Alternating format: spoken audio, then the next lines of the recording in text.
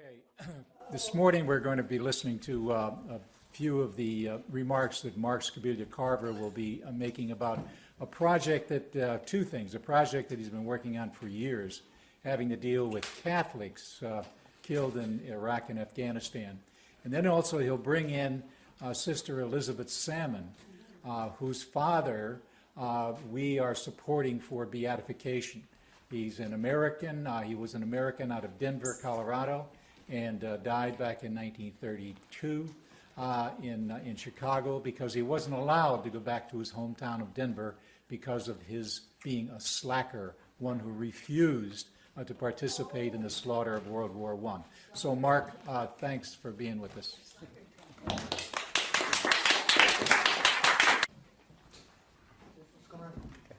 Good morning, everybody. Well, we just heard a great presentation from Nick about the awfulness of the whole drone program and more to come from the furthering technology of that.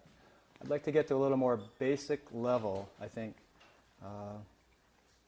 and I begin with and I want us to keep in mind that in all these developments, and all these military developments, and the present military, our church has been in lockstep with that.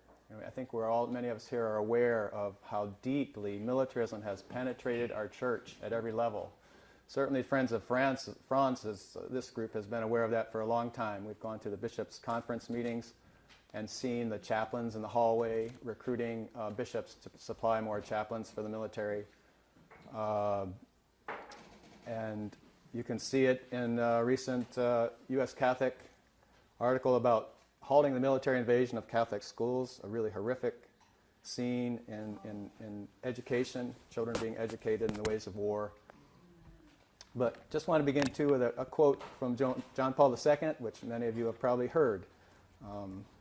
To attain the good of peace, there must be a clear and conscious acknowledgement that violence is an unacceptable evil and that it never solves problems.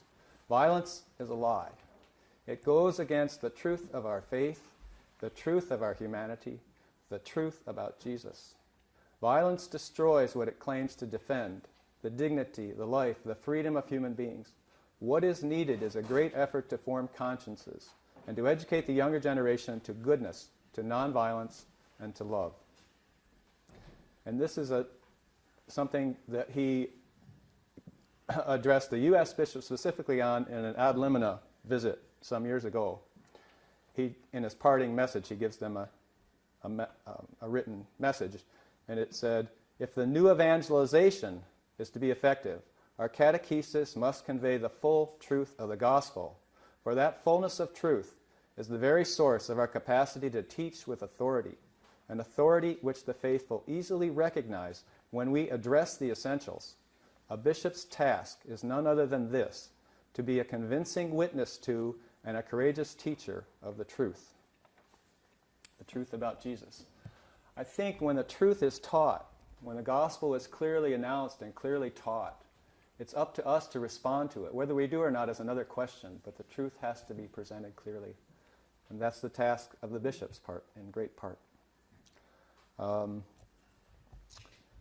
A project I've worked on for a number of years has just gotten into a new phase. I have now a website. And I wanted to complement the Friends of Franz website, and it's called thecatholiccostofwar.org. You can look it up. It's on the line. And it right now is very unfinished, and it consists of something I've called the Scroll of Remembrance, which some of you have seen here, and was actually on the altar during our Mass this morning, which I was so glad that Father Tim remembered to pray for all the victims and all the victims of war on my list here. I collected all the names of Catholics who have been killed in the wars in Afghanistan and Iraq that I could find. There are now over 1,000 names on the list. And you can find also a calendar of the names, so and any date of the year, and most of them are filled with at least one name. You can find who has been killed on that date in a particular year and what state they're from. And then you can look up the name and maybe find a little bit of information. I can tell you that in all the homilies at funeral liturgies, the most common scriptural reference. I forget the verse, but it's, there's no greater love that you can have than to lay down your life for your friends. This is what's used most often, other than a lot of secular cliches are used, such as he died for our freedom and our way of life. But the real hard ones to take are the ones that quote Scripture. And they don't add the next sentence, which is very telling, which is, you lay down your life for your friends. You are my friends if you do what I command you. And we know that Jesus, I think twice in Matthew and once in Luke, commanded us to love our enemies, of course.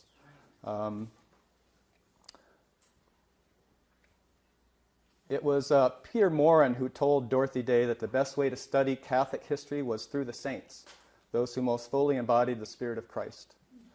And I believe that the lives of Ben and Elizabeth Salmon, Sister Elizabeth's parents, demonstrate and meet the definition of holiness required of saints. I think it's really important for us as we look back through Catholic history and try to understand how we've gotten to this point where our church is so penetrated by militarism and nationalism that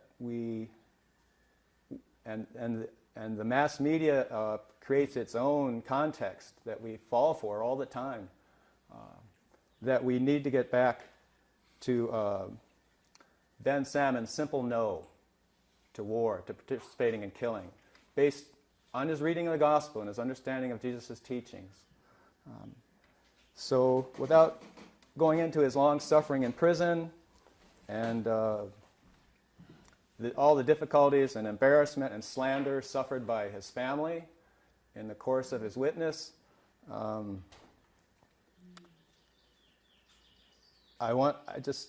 we have, in Friends of France, we have decided to make this something of a focus now. And I want to talk a little about what we've done and what we hope to do going forward, and appreciate any thoughts or ideas that we might work on. Jack has gone so far as to involve people in a trip to Europe, including Sister Elizabeth, Michael Baxter, and Pat, and met with European Pax Christi members and toured around, and they tried to actually get news of Ben Salmon into Europe, as the word of Franz Jägerstätter has come to us, and we have, read Gordon Zahn's book and been inspired by his witness. Kind of a reverse evangelization, I guess you'd say.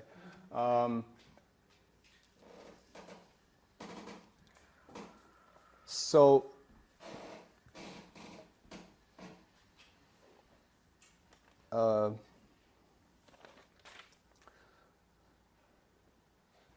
one thing I have has been, I guess there was some disagreement in our group about how to pursue this, but I have thought and advocated for pursuing sainthood for both Ben and Elizabeth. I can't see them separated. They were a married couple. She never left him despite all those trials. And being left with children alone in Chicago, and she actually, as you can read in one of the best things about the life of the Salmons, is this sign of peace issue from the Catholic Peace Fellowship, and Sister Elizabeth is quoted here. She was interviewed by the editors of the Catholic Peace Fellowship's magazine, and I want to make sure that that it comes back. No, I want to make sure that this, and it also has an icon of Ben Salmon in it. I want to make sure that this gets to Sister Megan in case she doesn't have a copy of that. And so, what was I saying? I lost my train of thought. We were talking about things that you've been doing and we've been doing as Friends of France to pursue. Oh, I was just in the interview, Sister Elizabeth mentions that her mother kept from her the story of what her father had done in those days.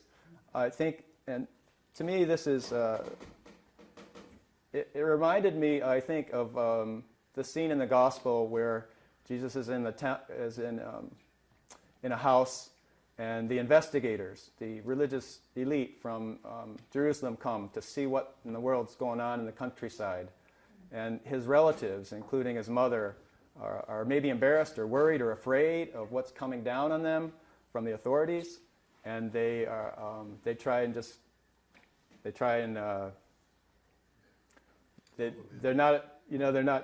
embarrassed by it, or they're afraid, so they don't get the message. And I think that it must have been something like that for Elizabeth Salmon in those days, that she didn't even, she tried to protect her family from all the stings and all the harshness and the cruelty that was directed at her husband for his witness, for his gospel witness. So I really see them together in this. And we know that we have very few married saints in the Catholic Church. Out of, I think, 10,000 on the registry somewhere, there are 500 who are married, and many fewer who are canonized as a married couple. So I think the last one was St. Isidore and his wife, the patron saint of farmers. That was many centuries ago. So I think it's time for an update. Right. And I hope one thing to focus on, I think, particularly if we pursue this as we are starting to, canonization cause for both of them, would be their wedding date, which is October 9th, 1917, almost 100 years ago now. Ben Salmon was married in October then, and in December got his draft notice. So they were married 3 months before they faced these trials.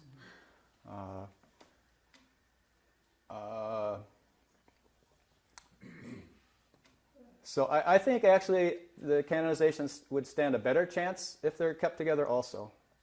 Just partly because of the need we have in the church for married saints. And people mention that all the time. You can hear that. There are not that many examples of married couple being canonized together as saints. I think the history of World War I is critical to understand how Catholicism got to where we are now.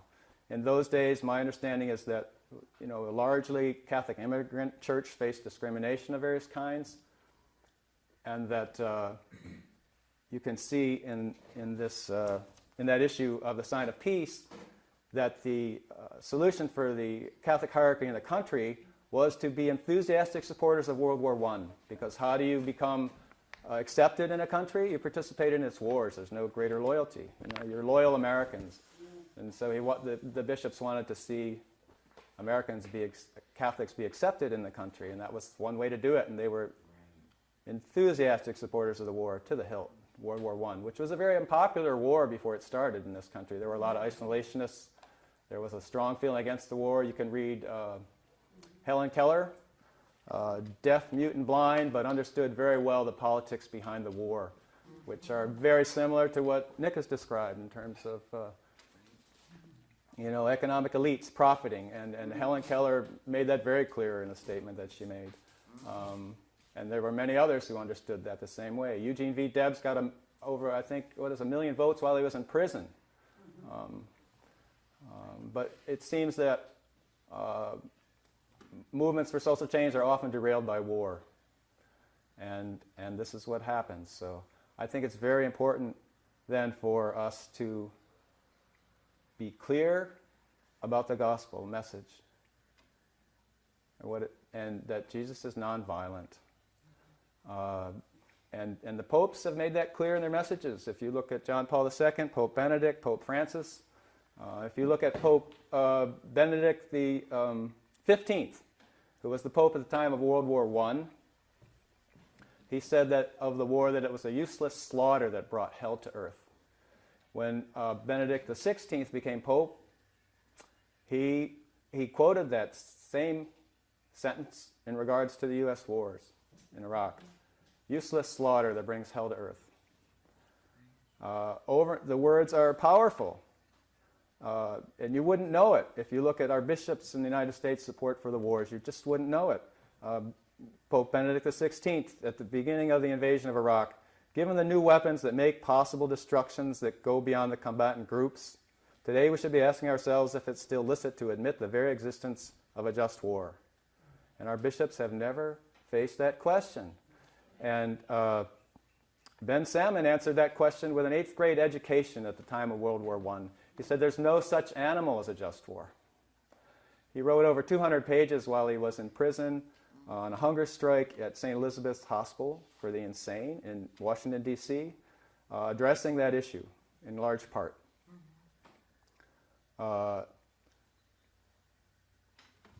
It's interesting that we have lots of good words from our religious leaders.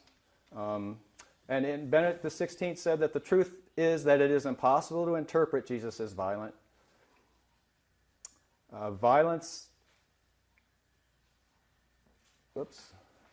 The truth is that it is impossible to interpret Jesus as violent. Violence is contrary to the kingdom of God. It is an instrument of the Antichrist.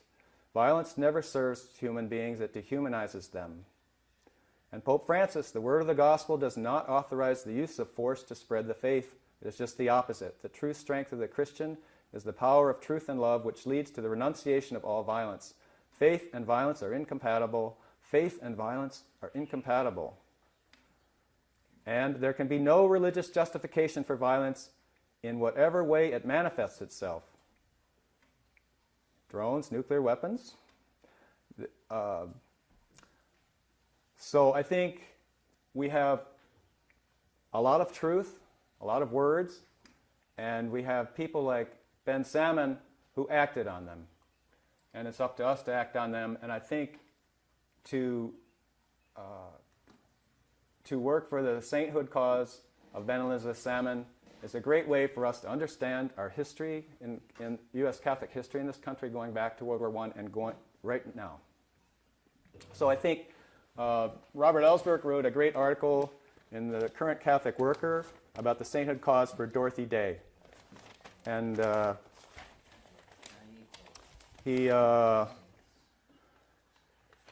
one thing he wrote in there is that it is important to recognize that in recognizing a saint in the church is not bestowing a kind of posthumous honor. Canonization has no impact or import for the saint herself. Canonization is really a gift the church makes to itself. We are in great need of this gift. And in referring to Dorothy Day's canonization, he says at the end, ultimately the question of her canonization is not about drawing greater attention to her, but whether through her witness more attention will be drawn to Jesus, and more people will be inspired to comprehend and joyfully embrace his message of radical love. I believe the answer is yes. That is why I support the canonization of Ben Elizabeth Salmon.